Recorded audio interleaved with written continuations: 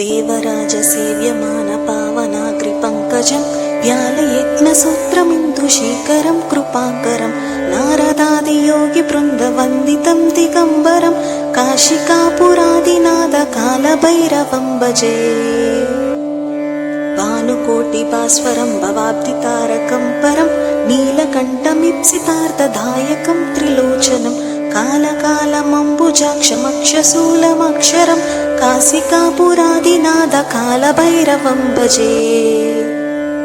शूलटङ्कपाशदण्डपाणिमादिकारणं श्यामकायमादिदेवमक्षरं निरामयं भीमविक्रमं प्रभुं विचित्रताण्डवप्रियं काशिकापुरादिनाथकालभैरवं भजे।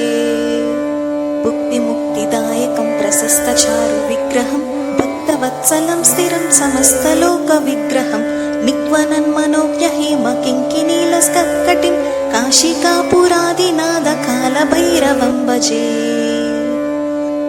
धर्मसेतुपालकं त्वधर्ममाकनासकं कर्मपाशमोचकं सुशर्मदायकं विभुं स्वर्णवर्णकेशपाशशोभिताङ्गमण्डलं काशिकापुरादिनाथकालभैरवं भजे। रत्नपादुकाप्रभाभिरामपादयुग्मकं नित्यमद्वितीयमिष्टदैवतं निरञ्जनं मृत्युदर्पनाशनं करालदंष्ट्रमोक्षनं काशिकापुरादिनाथकालभैरवं भजे। अट्टहासभिन्नपद्मजाण्डकोशसन्ततिं दृष्टिपातनष्टपापजालमुग्रशासनम् अष्टसिद्धिदायकं कपालमालिकाधरं काशिकापुरादिनाथकालभैरवं भजे। भूतसङ्गनायकं विशालकीर्तिदायकं काशीवासिलोकपुण्यपापशोधकं विभुं नीतिमार्गकोविदं पुरातनं जगत्पतिं काशिकापुरादिनाथकालभैरवं भजे।